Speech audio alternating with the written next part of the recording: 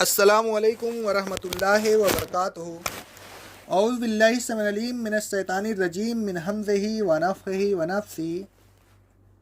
سورہ بقرہ کی آیت نمبر 62 میں اللہ رب العالمین کا ارشاد گرامی ہے، بے شک جو لوگ ایمان لا چکے ہیں اور جو لوگ یہودی ہیں، عیسائی ہیں یا سابئی ہیں، غرض کی وہ کسی بھی مذہب، جماعت یا فرقہ سے تعلق رکھتے ہوں، ان کا یہ تعلق ان کے کچھ کام نہ آئے گا، بلکہ جو شخص بھی اللہ پر ایمان لائے گا، روز قیامت پر ایمان لائے گا اور نیک عمل کرے گا تو یہ ایمان اور عمل صالح اس کے کام آئے گا۔ ایسے لوگوں کے لیے ان کے رب کے یہاں اجر و ثواب ہے، وہاں انہیں نہ کوئی خوف ہوگا اور نہ کوئی غم۔ بنی اسرائیل کے حالات اور واقعات کے ذکر کے درمیان میں یہ آیت بنی اسرائیل بلکہ تمام دنیا کے لوگوں کی تنبیہ کے لیے نازل ہوئی۔ مسلسل انعامات الہی کے نزول سے بنی اسرائیل اس غلط فہمی میں مبتلا ہو گئے تھے کہ ہم اللہ تعالیٰ کے بڑے محبوب ہیں، لہذا اللہ تعالیٰ ہماری کوئی گرفت نہیں کرے گا۔ جس طرح دنیا میں ہمیں معاف کرتا رہا، آخرت میں بھی ہمیں معاف کر دے گا۔ اللہ تعالیٰ فرماتا ہے سورہ مائدہ کی آیت نمبر 18 میں، یہود اور نصارہ کہتے ہیں کہ ہم اللہ کے بیٹے اور اس کے محبوب ہیں۔ اے رسول صلی اللہ علیہ وسلم، آپ ان سے پوچھئے کہ پھر اللہ تمہارے گناہوں کی سزا میں تمہیں عذاب میں کیوں مبتلا کرتا رہتا ہے؟ اے رسول صلی اللہ علیہ وسلم، آپ انہیں خبردار کر دیجئے کہ اللہ تعالیٰ کے یہاں تمہاری کوئی خصوصیت نہیں، بلکہ جو انسان اللہ نے پیدا کیے ہیں ان میں انہی کی طرح تم بھی انسان ہو۔ وہ جسے چاہے گا بخش دے گا اور جسے چاہے گا سزا دے گا۔ بخشش کا سبب اللہ کی پسندیدہ ہے، جس کا دار و مدار اللہ کے پسندیدہ کاموں پر عمل کرنا ہے۔ آسمانوں اور زمین اور ان کے درمیان کی تمام چیزوں پر صرف اللہ کی حکومت ہے۔ اتنے مقدس بادشاہ کو کسی کے ساتھ رعایت کرنے کی کیا ضرورت ہے؟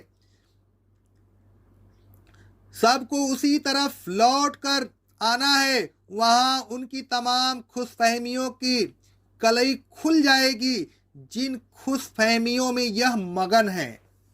آیت زیر تفسیر میں اللہ تعالیٰ نے بنی اسرائیل کی تمام خوش فہمیوں کا ابطال کر دیا۔ فرمایا، کوئی شخص کسی بھی فرقہ میں ہو، کسی بھی مذہب میں تعلق رکھتا ہو، بظاہر ایمان لے آیا ہو، یہودی ہو، عیسائی ہو یا سابئی ہو، یہ نسبیتیں اسے کوئی فائدہ نہ دیں گی جب تک وہ صحیح معنوں میں اللہ تعالیٰ اور یوم آخرت پر ایمان نہ لائے اور عمل صالح نہ کرے۔ جب وہ صحیح معنوں میں ایمان لے آئے اور نیک عمل کرتا رہے تو پھر اللہ تعالیٰ کے یہاں اس کا ایمان اور اس کے نیک عمل اس کے کام آئیں گے، اور جب تک یہ چیزیں نہ ہوں اس وقت تک جنت کی امید رکھنا فریب نفس کے سوا اور کچھ نہیں۔ اسی چیز کو اللہ تعالیٰ اس سے پہلے اسی صورت میں واضح الفاظ میں بیان فرما چکا ہے۔ اللہ رب العالمین فرماتا ہے سورہ بقرہ کی آیت نمبر 38 میں، جس نے میری ہدایت کی پیروی کی تو ایسے لوگوں کو نہ کوئی خوف ہوگا اور نہ کوئی غم۔ آیت مذکورہ بالا سے معلوم ہوا کہ ایمان اور عمل صالح کی قبولیت کا دار و مدار اللہ تعالیٰ کی نازل کردہ شریعت پر ہے۔ اللہ تعالیٰ کی نازل کردہ شریعت کے مطابق ایمان رکھنا ضروری ہے اور اسی نازل کردہ شریعت کے مطابق عمل کرنا بھی ضروری ہے۔ ہمارے لیے اور تمام اہل ایمان کے لیے جو شریعت اللہ تعالیٰ نے نازل فرمائی ہے وہ قرآن مجید اور احادیث صحیحہ کے اندر محفوظ ہے، لہذا تمام لوگوں کو خواہ کسی بھی مذہب سے تعلق رکھتے ہوں، قرآن مجید اور احادیث صحیحہ کے مطابق ایمان لانا اور اسی کے مطابق عمل کرنا ضروری ہے۔ اے لوگوں، ایمان کے زبانی دعوے سے کام نہیں چلے گا، صحیح معنوں میں ایمان لائیے اور عمل تالے کیجیے۔ صحیح ایمان اور صحیح اعمال کے لیے قرآن مجید اور صحیح حدیث کی طرف رجوع کیجیے۔